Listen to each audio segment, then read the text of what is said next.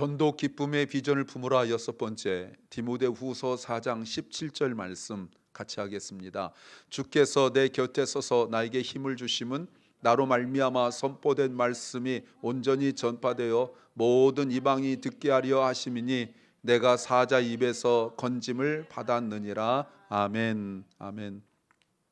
우리가 이제 이틀 후면, 내일 모레면 해피투게더 새 생명 축제의 날 초청한 날입니다. 그런데 우리가 이제 정말 마지막 기도를 앞에 두고 있으면서 우리가 질문해 봐야 될 것이 있습니다.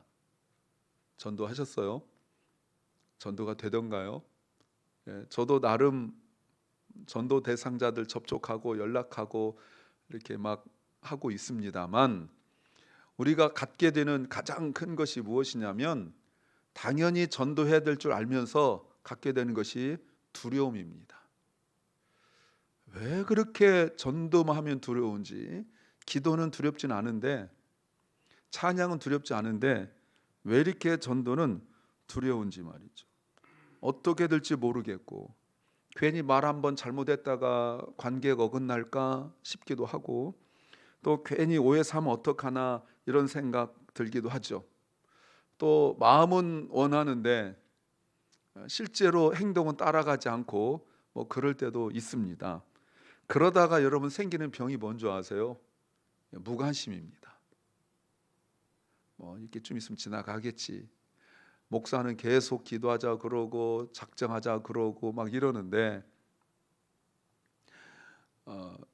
뭐 당연히 뭐 내가 아무리 주변 둘러봐도 없다 생각이 되면, 또 해도 안 된다 생각이 되면 그저 우리는 주저하는 것이 우리 마땅한 현실이에요.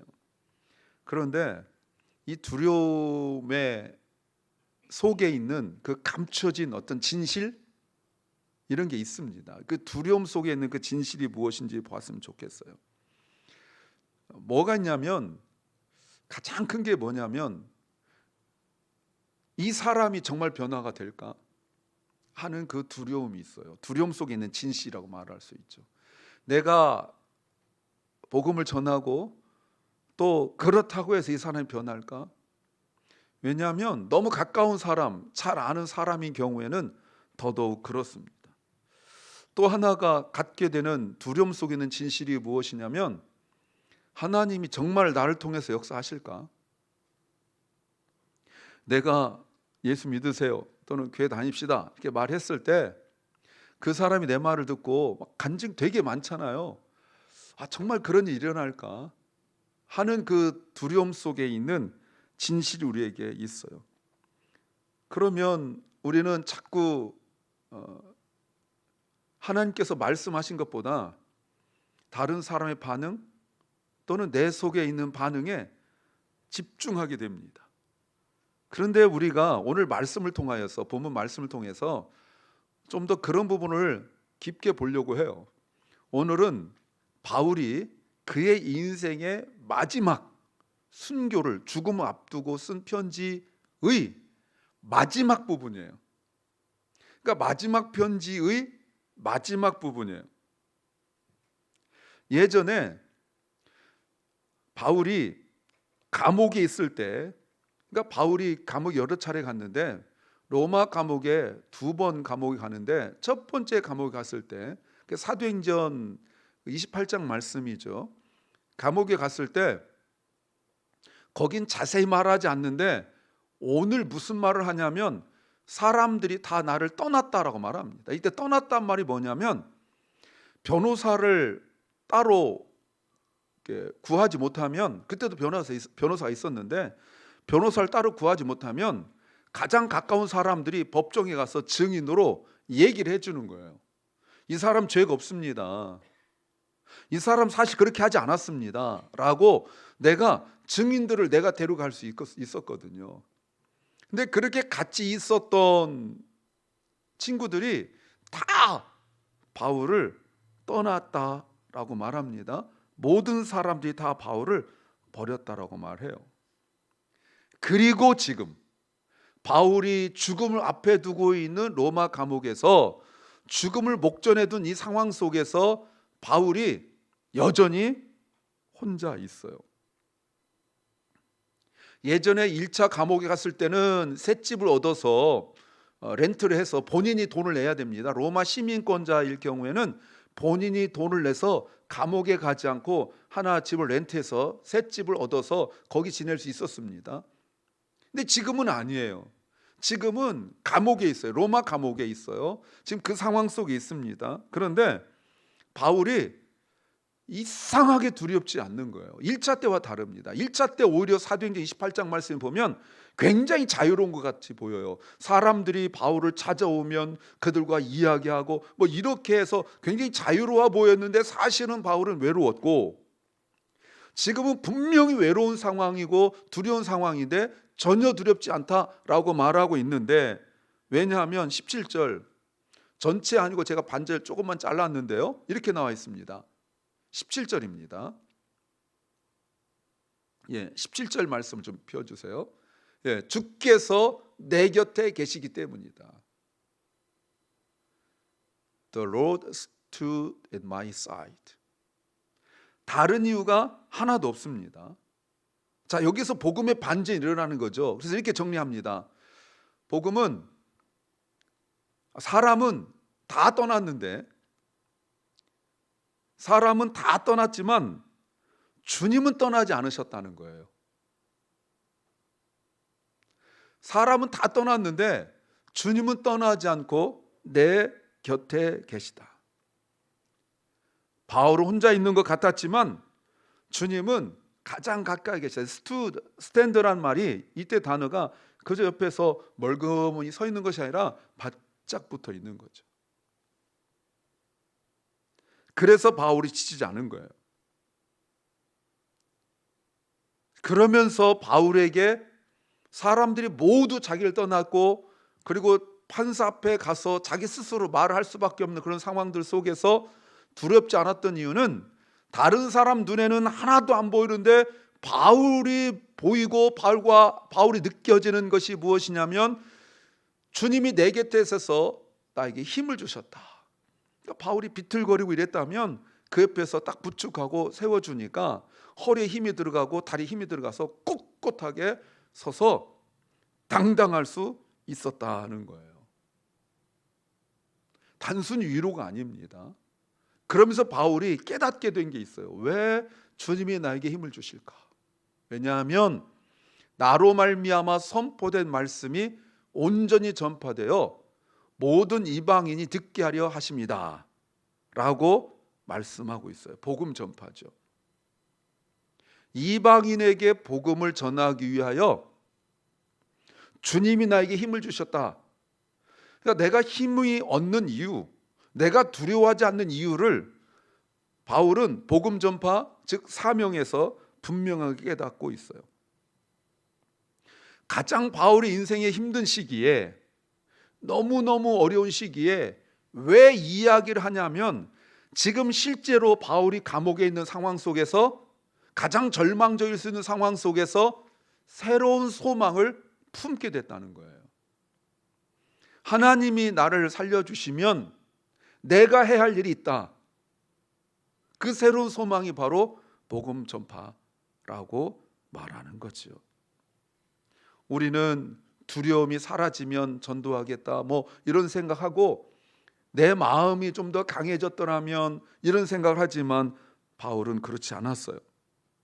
그래서 보세요. 하나님은 두려움이 없는 사람을 사용하시는 것이 아니라 두려움보다 하나님을 더 신뢰하는 사람을 통하여 일하신다는 거예요.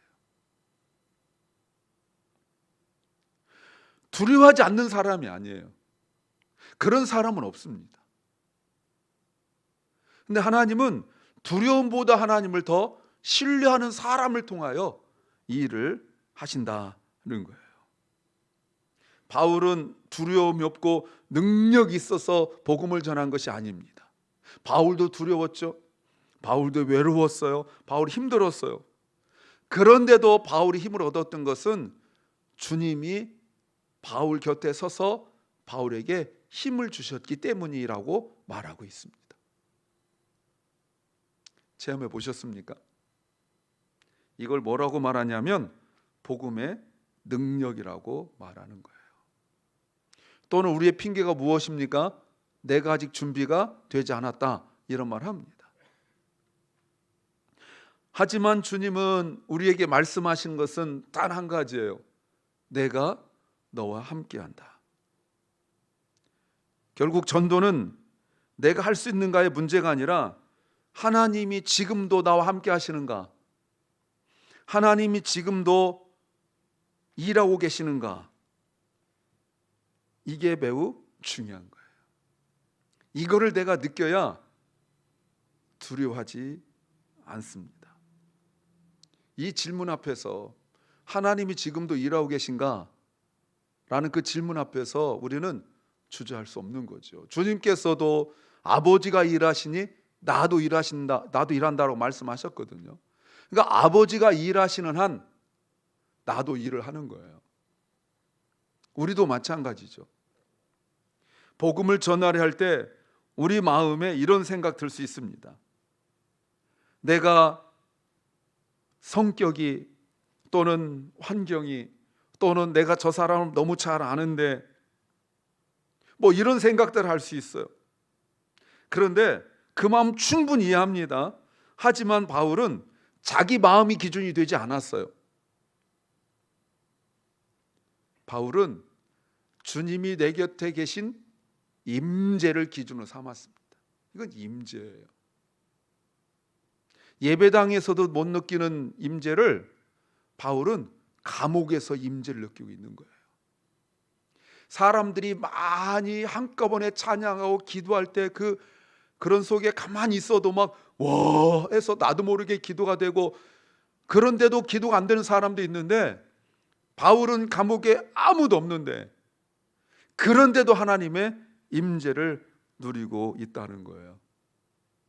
그래서 하나님께서 임재하심으로 말미암아 나에게 힘을 주시고 He gave me strength.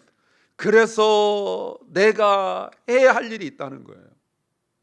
온전히 부족함 없이 망설이지 않고 해야 할 일이 있다는 겁니다. 무슨 바울이 강력한 체험을 해서 그렇습니까? 무슨 바울이 뭔가 굉장한 기적을 경험해서 그렇습니까? 그렇지 않아요. 극적인 변화가 있지 않았어요. 그렇다면 하나님의 임재는 체험이 아니라 약속입니다. 하나님의 임재는 느낌이 아니고 체험이 아니고 약속이라고 말할 수 있습니다.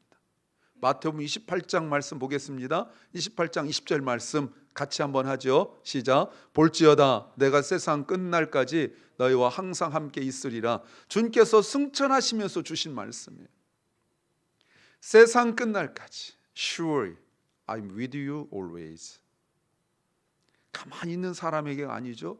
18절부터 20절 말씀을 보면 제자를 삼아 가르치고 세례를 주고 그리고 그 사람에게 가서 복음을 전하는 사람이지 그냥 아무것도 하는 사람이 그게 아니에요. 주님의 일을 하는 사람이, 너희는 주님의 일을 하는 사람이에요. 그 중에 가장 대표적인 것이 가서 제자를 삼아 내가 너희 가르친 모든 것을 지키게 하고 그리고 세례를 주고 하는 그 사람과 함께 계신다. 그런 의미를 담고 있죠. 이 말의 의미가 뭐예요? 이 약속 하나면 충분하다는 거예요. 더 많은 기적, 더 많은 체험이 아니라 이 약속 하나면 충분하다는 것이 주님의 확신입니다. 바울이 이런 경험을 한 적이 또 있었죠. 유라굴로의 폭풍이 닥쳤을 때 14일간 계속되는 폭풍 속에서 바울은 아무것도 할 수가 없었고 그 배에 타고 있었던 276명은 이제 죽었다, 다 모두 그 생각하고 있었어요. 안 죽은 것이 이상할 정도로 그 풍랑이 14일 동안 계속되고 있었고, 바울의 표현에 의하면, 누가의 표현에 의하면 깜깜해서 대낮인데도 구름이 꽉 껴가지고 해가 비치지 않는 그런 절망적 상황 속에서 풍랑은 계속되고 있었어요. 며칠 동안 먹지도 못하고 가진 것도 다 버리고 그런 상황이었어요. 그런데 사도행전 말씀에 27장 23절부터 25절에 23절 바울이 22절에 벌떡 일어섭니다. 갑자기 그들 중에 벌떡 일어서더니 무슨 말하냐면 지난 밤에 내가 속해 있고 내가 섬기는 하나님의 천사가 내 곁에 stood beside me. 내 곁에 서서 이렇게 말했어요. 24절 바울아 두려워 말라. 내가 로마 황제 가이사 앞에 서야 한다. 복음을 선포해야 된다는 거예요. 이게 지금 1차 감옥 갈 때 이야기예요. 또한 하나님께서 너와 함께 항해하는 276명 이들 모두 내게 맡기셨다고 하였으니 25절 보세요. 그러므로 기운을 내라.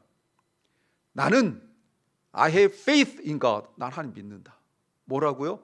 내게 말씀하신 그대로 될 거라고 하나님 믿는다. 하면서 무슨 말하는 줄 아세요? 한 섬에 걸릴 것이다. 그러더니 멜리데 섬에 배가 걸렸고 그리고 거기서 복음을 전하고 그리고 로마에 간다는 거예요. 바울이 똑같은 상황이에요. 오히려 죄수기 때문에 더 불리한 조건이에요. 그런데도 바울이 일어설 수 있었던 것은 약속의 말씀. 내가 너와 함께한다. 우리는 너무 익숙한 말씀이라 그러려니 하지만 한번 조금만 더 생각해 보면 정말 하나님이 함께 하신 게 맞을까요? 하나님 함께 하시면 마가복음 4장에서 주님께서 풍랑을 잔잔케 하셨던 것처럼 주님 말씀하시면 풍랑아 잔잔해져라. 그럼 더 좋지 않을까요? 꼭 그렇게 풍랑이 쳐서 다 버려야 되고 배가 깨집니다. 그래서 판자를 타고 들어가요. 거기 어디에 이렇게 판자 같은 다 부셔진 거 그냥 걸려서 멜리데 섬에 들어가요. 아니 풍랑을 좀 잔잔케 하면 더 확실하게 믿을 거 아닙니까? 아니에요. 여러분 여기서 우리의 믿음이 자꾸 흔들려요. 단 한 가지예요. 바울에게 주님께서 함께 하시는 것은 풍랑을 잔잔케 한 것이 아니라 그래서 하나님의 능력을 나타내는 것이 아니라 바울이 로마 황제 앞에 서서 복음을 선포하는 거예요. 바울이 이 말에 불평하지 않았어요. 하나님 이게 뭡니까? 내가 로마에 가게 되려면 배가 부셔지지도 않고 풍랑이 일어났어도 잔잔하게 되고 이러셔야 되는 거 아닙니까? 근데 주님은 그게 아니었었어요. 근데 그걸 안 바울은 불평하거나 불만을 말하거나 두려워하지 않았습니다. 사랑하는 여러분, 사람을 바꾸는 것은 우리의 능력이 아닙니다. 우리는 단지 복음을 전파할 뿐이에요. 보세요. 우리는 복음을 전할 기회를 허락받은 증인에 불과해요. 이걸 아셔야 돼요. 사람을 감동시키는 것은 내가 아닙니다. 사람을 변화시키는 것은 내가 아닙니다. 어떤 아내는 어떤 남편은 자기 배우자를 변화시키려고 수십 년 동안 노력합니다. 어떤 부모는 자녀를 변화시키려고 수십 년 동안 노력합니다. 안 되죠. 그러면 이제 서로 비난하는 거예요. 그런데 복음은 그 사람을 변화시키고 복음이 선포될 때 성령께서 역사하시는 줄로 믿습니다. 우리는 다만 하나님의 임재를 믿는 사람으로 살 수 있어야 합니다. 오늘 주님은 우리를 그 자리에 부르셨어요. 그리고 하나님 우리에게 이렇게 말씀하십니다. 나는 지금 내 곁에 있다. 나를 전해라. 전도는 전쟁이 아니에요. 하나님의 기쁨에 동참하는 거예요. 이게 구원이죠. C.S. 루이스가 말한 것처럼 우리는 하나님의 그 완전한 사랑에 동참하고 하나님의 완전한 기쁨에 말할 수 없는 기쁨에 동참하는 것이 곧 전도이고 구원이에요. 그때 갖게 되는 이 기쁨과 감격은 다른 것으로 채울 수 없습니다. 우리는 그 부르심에 순종하면 돼요. 나의 부족함을 볼 필요도 없고 나의 연약함을 볼 필요도 없어요. 그걸 통하여 하나님께서 역사하시기 때문에 그렇습니다. 주님이 나와 함께 계시기 때문에 나는 말할 수 있고 주님이 나와 함께 계시기 때문에 우리는 기도할 수 있고, 주님이 나를 인도해 가시기 때문에 우리는 발걸음을 내디딜 수 있습니다. 사랑하는 여러분, 우리는 이제 전도의 날 앞에 두고 마지막 기도 오늘과 내일 있습니다. 하나님께서 우리 교회에 맡기신 복음의 사명을 실제로 감당하는 시간이 바로 내일 모레입니다. 여러분, 냉철하게 객관적으로 생각해서 얼마나 내일 모레 구원의 역사가 일어날 거라고 생각하세요? 우리 안에 여전히 두려움이 있고 의심이 있습니다. 제가 설교를 준비하면서 정리해 보니까 두 가지 두려움이 있어요. 사람에 대한 두려움과 결과에 대한 두려움이 있어요. 지금까지 어떤 변화도 크게 없었는데, 그렇다고 해서 제가 지난 주일에 광고했지만 새벽에 또 주중에 기도하자 이렇게 했을 때 새벽에 모두 모여서 기도한 것도 아닙니다. 남의 일처럼 생각하고 그냥 지나갈 정도로 여기는 것에 대한 결과에 대한 두려움. 하지만 주님은 우리에게 능력과 사랑과 절제의 마음을 주셨습니다. 그리고 오늘 말씀처럼 주님께서 내 곁에 서서 힘을 주신다는 약속을 바울에게만 주신 것이 아니라 또한 우리에게도 주셨습니다. 이제는 우리가 믿고 한 번 더 기도할 때이고, 한 번 더 그 영혼을 품고 기도할 때이고, 한 번 더 접촉할 때예요. 그래서 28일 이 자리에 오는 모든 영혼들이, 심령들이 주님으로 말미암아 은혜를 경험하고 하나님 임재를 누리는 시간 되길 원합니다. 한 번의 행사가 아니라 하나님의 역사가 되기를, 우리의 행사, 우리의 역사가 아니라 하나님의 역사가 되기를 소망합니다.